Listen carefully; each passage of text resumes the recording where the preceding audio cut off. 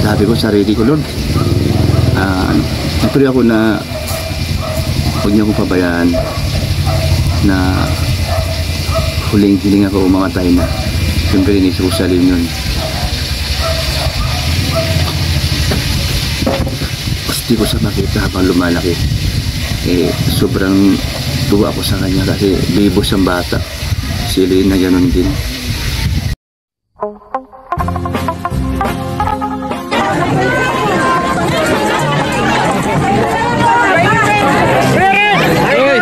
Lagi po kayo pinapanood. Umaga, sinundan ko kay Kuya Mans. Kuya Mans,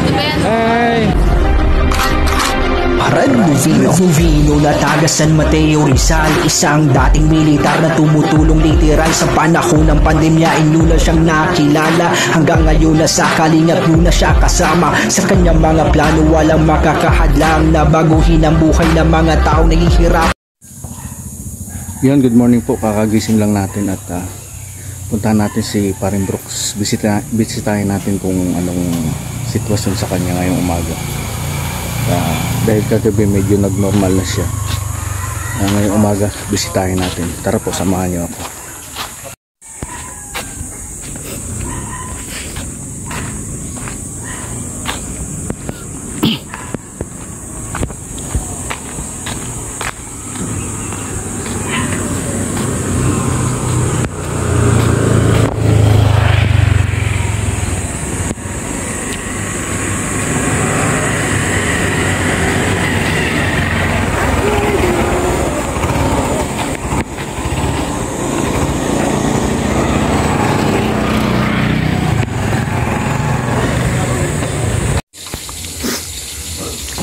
Ay, good morning, Padi.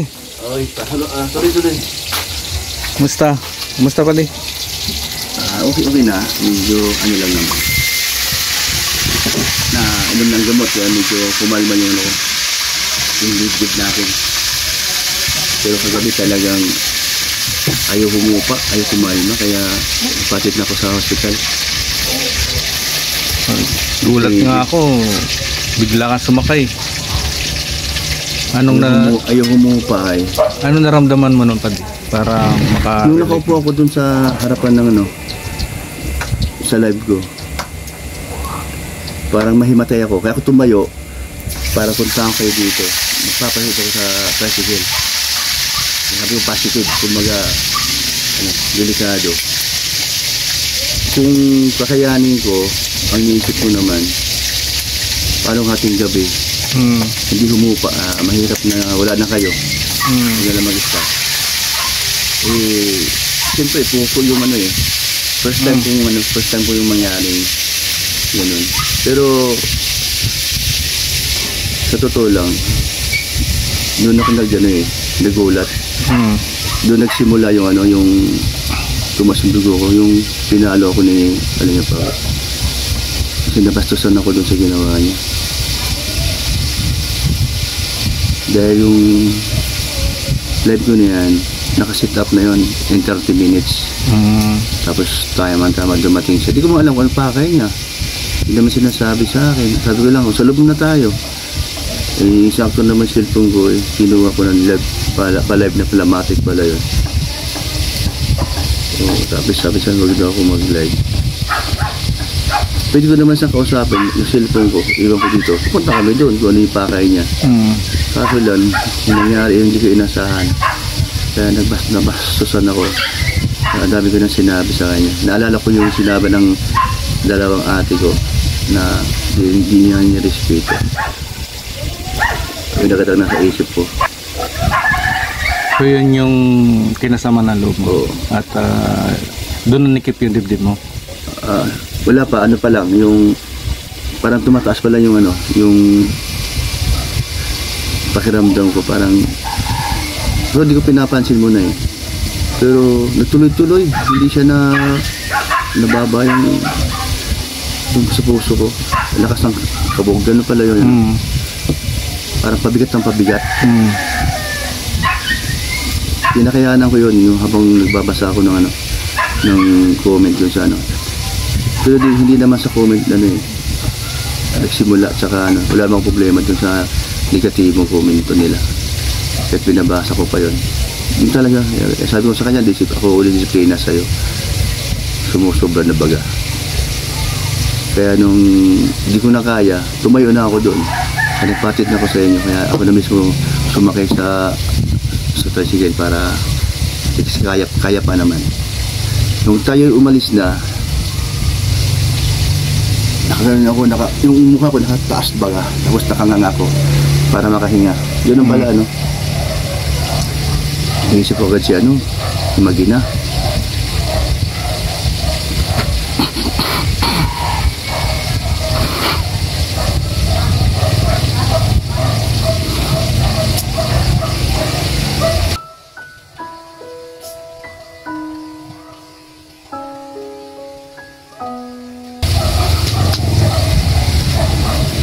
Sabi ko sarili ko, Lord, siyempre ako na huwag niyo akong pabayaan na huling hiling ako umamatay na. Siyempre ni Jerusalem yun. Gusto ko sa makita habang lumalaki. Sobrang tuwa ako sa kanya kasi bibo siyang bata. Si Elaine na gano'n din. Masaya kami nagsasama.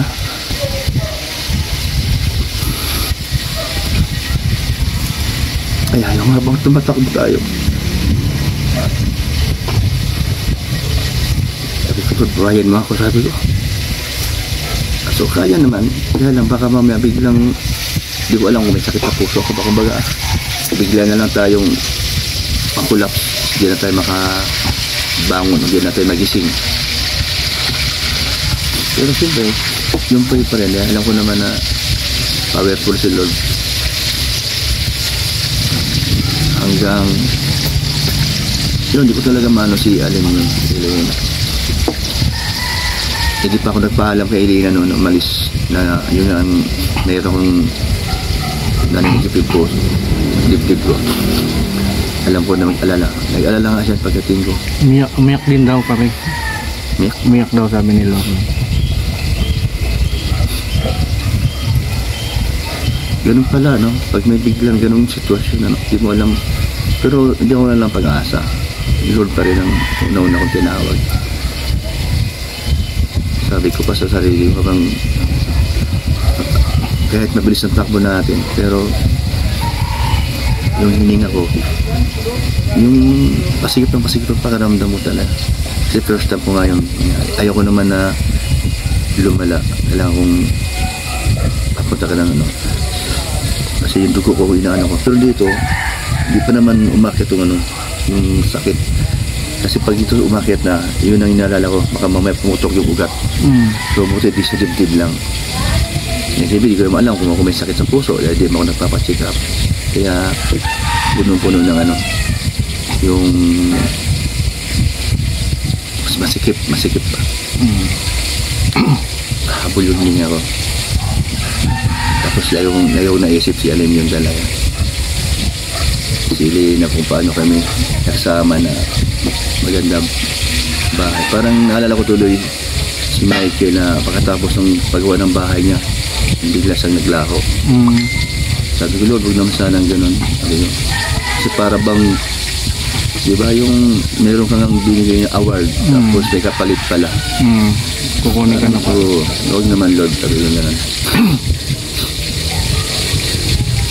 Anong mensahe mo sa mga nag-alala pare? Salamat sa mga panalangin nila na alam nila na nagmamahal sa akin. Hindi biro yung sitwasyon na bigla ka na lang atakihin. Dito naman yan naranasan, no? Ngayon lang. Hindi ko naman sinisisi si sabi. Kaya ganoon talaga. Hindi ko makalain na ganoon mangyayari sa akin. Kasi ayaw ko lang bastusan na ganoon ba. Ayaw ko lang ganoon. Hindi niya ako kilala siguro. Sa pakiramdam mo ngayon, malakas ka na. Parang, kumbaga yung paninigip ng dibdib mo, wala na. Dahil sa gamot. Tapos, kagabi check up ako dun sa hiniram ko yung BP. So, medyo mababa na siya. Mababa na. Umaga naman, medyo okay na rin. Ayun. Kaya ako nagpapawis para naglinis ako dyan. Tapos gagabi nakita ko nga si Aling yun. Tontua. Saya. Kaya siya yung siya yung bang pag nakita mo siya parang sarap i-hug.